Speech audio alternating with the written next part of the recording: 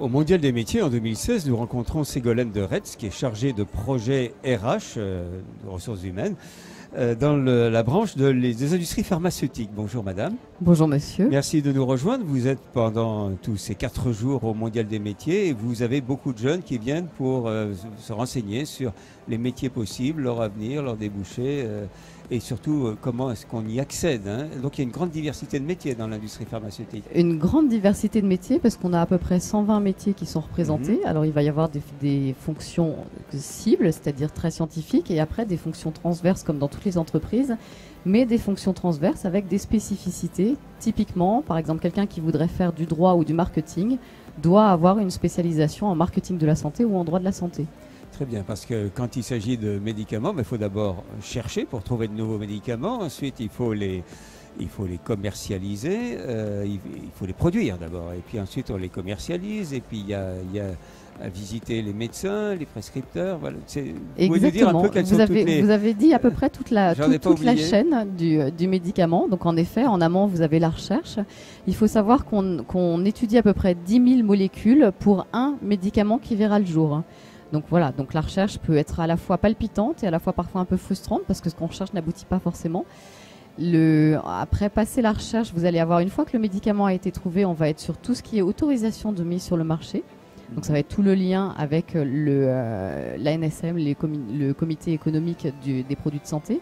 Vous allez avoir la phase de commercialisation, toute la phase de qualité qu'il y a autour du médicament, parce qu'il y a vraiment une charte très poussée en termes de qualité sur le médicament, ce qui est tout à fait normal. Et derrière, la commercialisation, la diffusion, toujours la qualité, même une fois que les lots sont sortis, donc sont dans les officines ou dans les hôpitaux, et évidemment tout ce qui est fin de vie de médicaments. Ce qui fait qu'il y a des partenaires nombreux avec lesquels sont amenés à travailler les personnes qui viennent travailler dans votre domaine. Il y a les médecins, il y a les pharmaciens qui sont des partenaires. Mais donc, quelles sont les formations qui peuvent conduire aux différents métiers, ces 120 métiers qui sont là? Alors, vous imaginez bien qu'en effet, les formations sont très larges parce que ça va dépendre des métiers. Après, il faut savoir que l'industrie pharmaceutique est une industrie, ce qu'on appelle une industrie d'excellence. Mais excellence ne veut pas dire forcément avoir un bac plus 12. Donc, c'est-à-dire qu'on va accueillir à partir du niveau bac, bac plus 2, bac plus 3, bac plus 5, bac plus 7 pour des pharmaciens et en effet, bac plus 12 pour des médecins avec une spécialisation. Recherche ou spécialisation clinique aussi, selon... Voilà. Peu importe la spécialisation, on accueille en effet les médecins, les pharmaciens. Mais tout le monde pense qu'en effet, l'industrie pharmaceutique, ça n'est que dédié aux pharmaciens. Les pharmaciens représentent certes une grande population, c'est 7 à 8 000 personnes, mais nous avons quand même 98 800 personnes dans la branche industrie pharmaceutique. Très bien. En emploi direct, parce qu'après produire. Et puis vos clients ne sont pas seuls, les clients de l'industrie pharmaceutique, c'est pas seulement les pharmaciens, évidemment, in fine, c'est toujours les malades. Mais il y a aussi toute une dimension publique avec les hôpitaux. Exactement. Donc et des métiers spécifiques aussi peut-être, de relations avec l'administration hospitalière. Oui, il y a ça aussi, vous avez raison. Alors après, sur tout ce qui est officine, en effet, il va y avoir les médicaments qui vont aller en officine, il va y avoir les médicaments qui vont aller en officine hospitalière, c'est-à-dire ce sont des officines qui sont au sein des hôpitaux. Parce que pour les patients qui sont dans les hôpitaux, il faut leur délivrer des médicaments. Donc, on est obligé d'avoir une pharmacie au sein de l'hôpital. Et après, il va aussi y avoir tous les métiers un peu transverses, c'est-à-dire que quand il y a des conflits, etc., on va envoyer des médicaments. Donc ça aussi, ça fait partie aussi de notre cœur de métier. Alors, ça veut dire beaucoup de métiers avec des niveaux de formation assez différents. Oui, bah c'était ce que je vous disais, en effet, du bac plus 2 au bac plus 12. Et ce qu'il faut savoir, c'est qu'il y a une richesse de formations différentes. Le plus souvent, il faut arriver avec un bac plus L ou un bac plus S scientifique. Ou un bac STL, sciences et techniques de laboratoire. Et après, partir vers une formation, si on a un bac STL, plutôt un BTS ou une licence en biologie ou en chimie. Et derrière, évidemment, on peut continuer après un BTS, une licence, un master et pour ceux qui souhaitent faire des études beaucoup plus longues, évidemment la PACES, et pour intégrer pharmacie en 5e année avec une spécialité industrie en 5e année. La région Rhône-Alpes est une des principales régions de l'industrie pharmaceutique en France. Et oui, quelle chance vous avez. Voilà, quel organisme de formation sont les méritent d'être connus? Il y a des universités dans lesquelles on fait de la pharmacie et de la médecine, bien sûr.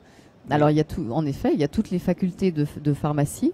Vous en avez sur Lyon, vous en avez en Auvergne aussi. Enfin voilà, il y en a un certain nombre. Et puis après, il va y avoir au sein de tous les lycées, enfin pas de tous, mais de certains lycées, des BTS et des licences qui sont proposées. Pour en trouver une liste, on va sur votre site? Alors vous allez surtout sur le site de l'IMFIS, imfis.fr, me semble-t-il. Attendez. C'est bien ça, .fr. Et voilà. IMFIS, ça veut dire Institut des métiers et des formations des industries de santé. Voilà. Alors donc industrie de santé, qui dit industrie de santé, c'est beaucoup plus large que l'industrie pharmaceutique. Ça va être le médicament à usage humain pour l'industrie pharmaceutique, le médicament à usage vétérinaire et le dispositif médical. À savoir que le dispositif médical, c'est extrêmement large. Ça va du pansement qu'on se met pour un petit bobo jusqu'aux seringues, jusqu'aux stents pour les cardiaques. Voilà, c'est très très large. Et là, vous aurez toutes les formations qui sont répertoriées au niveau national et avec les métiers qui en découlent. Et inversement, si un jeune a une idée de métier, il va rentrer ce métier et les formations il verra du coup les formations qu'il peut faire.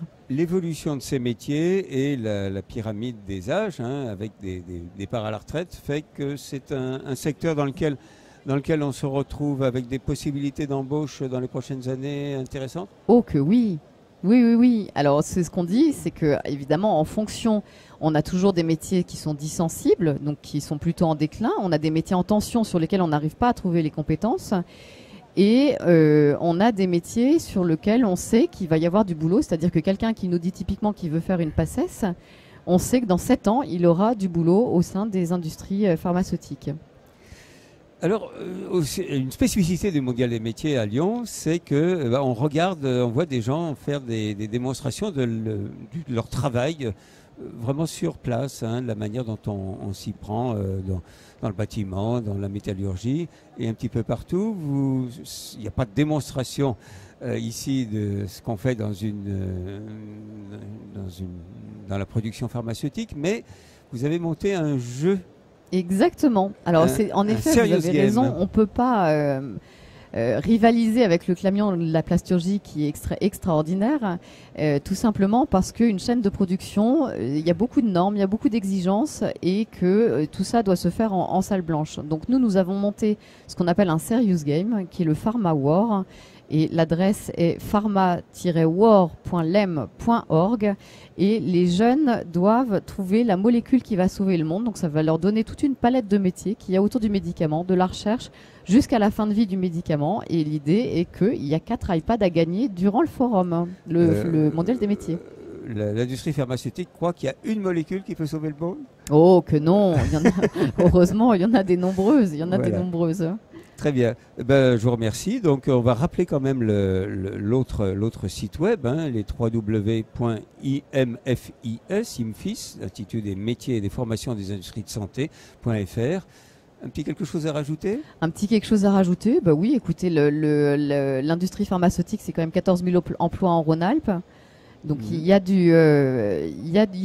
vraiment des possibilités en Rhône-Alpes et sur beaucoup de fonctions parce que vous avez la chance d'avoir aussi bien des sites de production que des sièges. Donc voilà, donc ça va être aussi bien sur les métiers de production, de recherche, de développement que sur les fonctions transverses. Très bien, je vous remercie beaucoup, madame. Je vous en prie.